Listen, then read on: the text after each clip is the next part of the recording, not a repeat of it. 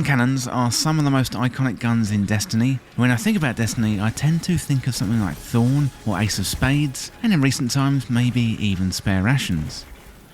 Bungie outlines some changes to hand cannons going into Beyond Light, which should balance out the weapons in the meta. We are very likely to be getting some good new hand cannons soon, including the return of the Exotic Hawkmoon. However, there are some hand cannons in the game right now that are worth investing in to get off on the right foot in Beyond Light. So the following is a guide for the best hand cannons to get before Beyond Light comes out. And don't forget, if you're new around here, hit that subscribe button down below for all the latest Destiny 2 content and turn on notifications by hitting that bell. And what I'll do is provide some suggestions that are in the game right now, and we all still have a few days before Beyond Light drops on November the 10th, and some of them do require the completion of a quest, so there is still time to get everything done on this list. So let's have a look at some of the best hand cannons. And first up, we've got Dire Promise. So Dire Promise is a legendary kinetic hand cannon. It's currently a lightweight frame, so that means it's got superb handling, move faster with this weapon equipped. However, due to the changes that Bungie have laid out in their update, this is going to change to adaptive. So looking at the stats, we've got 80 for impact, 45 for range, 50 for stability, 61 for handling, 54 for reload speed. It's currently a 150 RPM hand cannon, but that is going to change in Beyond Light 2 and 140. It's also got 11 in the magazine, and the curated roll comes with triple tap and swashbuckler. And for PvP, I'd say rangefinder and snapshot sights would be good, and for PvE, the curated roll will do just fine. Dire Promise is a versatile hand cannon which is good in PvP and in PvE too. It does remain to be seen if this one is going to survive the reconfiguration of hand cannons with the Beyond Light changes, but I do think it's worth picking it up if you don't have it. This is a random drop from activities, and I've had good luck turning in tokens at shacks or at the gunsmith in the tower, so if you're not having any luck from activities themselves, then I would recommend trying to turn in tokens at vendors and seeing how you get on.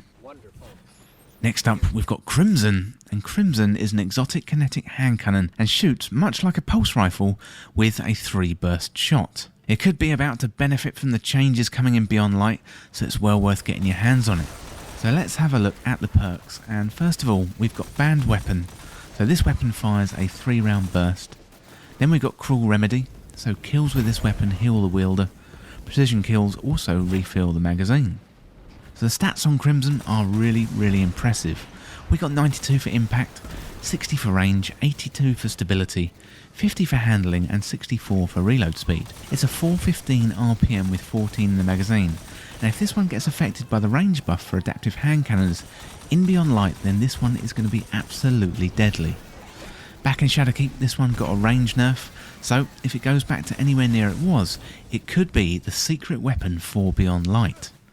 To get this one, it is a random world drop exotic, so no quest for this one, but you can pick it up from Xur if he's selling it at the weekends, or try your luck on an exotic engram.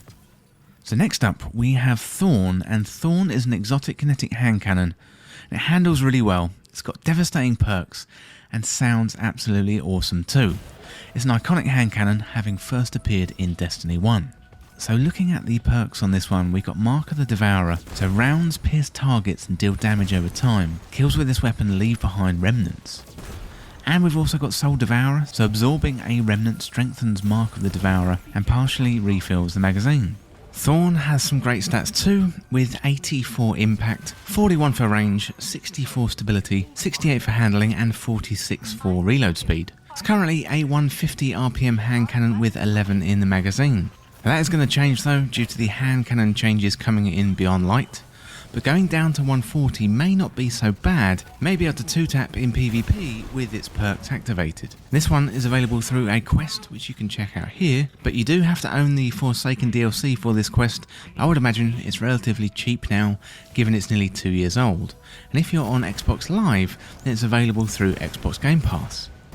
Next up we've got Sturm, and Sturm, well, it's a little bit of an outsider. This is currently a 110 hand cannon that's going to be turned into a 120 rate of fire. Will that be enough to make it more effective in the game? Only time will tell, but I think it's going to be worth getting hold of just in case. So Sturm is an exotic kinetic hand cannon, and its perks here, it's got Accomplice, so kills with this weapon fill the magazine of the equipped energy weapon from reserves. So we've also got Storm and Stress, kills with Drang, reload this weapon and overflow a bonus damage round into the magazine. The stats, well, they're pretty average to be honest. It's got 92 for impact, 64 for range, 56 for stability, 46 for handling and 55 for reload speed. It also only has 9 in the magazine. However, the saving grace for this hand cannon is its partner weapon Drang. Drang is due for some changes coming in Beyond Light, so they've moved the Together Forever trait to the intrinsic, similar how the Baroque version works. And also, they've added the following perks, so it's got accurized rounds and moving target. There was an issue with the masterwork on this weapon that prevents it from being upgraded. That's going to be fixed in a later update during Beyond Light. And also, crucially, the gunsmith will begin selling a version of this weapon on November the 10th with no infusion cap.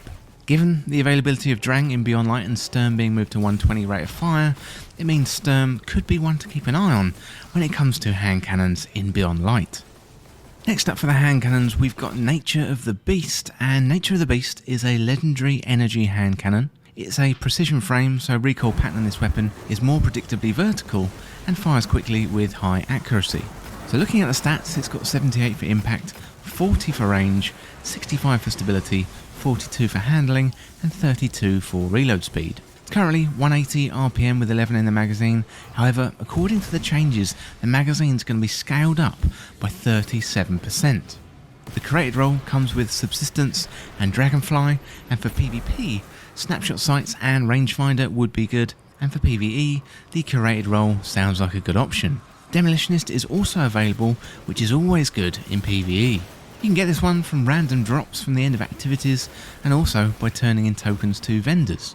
Zavala has been a really useful source for this hand cannon for me, however it's random, so do consider that when handing in tokens.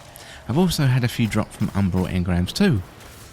Next up we've got Ace of Spades, and Ace of Spades is an exotic kinetic hand cannon, handles really well, again got devastating perks, sounds awesome much like Thorn, and it's another iconic hand cannon once belonging to Cade 6, the former Hunter Vanguard.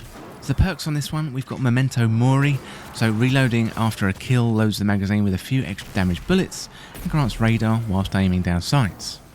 It's also got Firefly, so precision kills with this weapon increase reload speed and cause the target to explode, dealing solar damage to nearby enemies.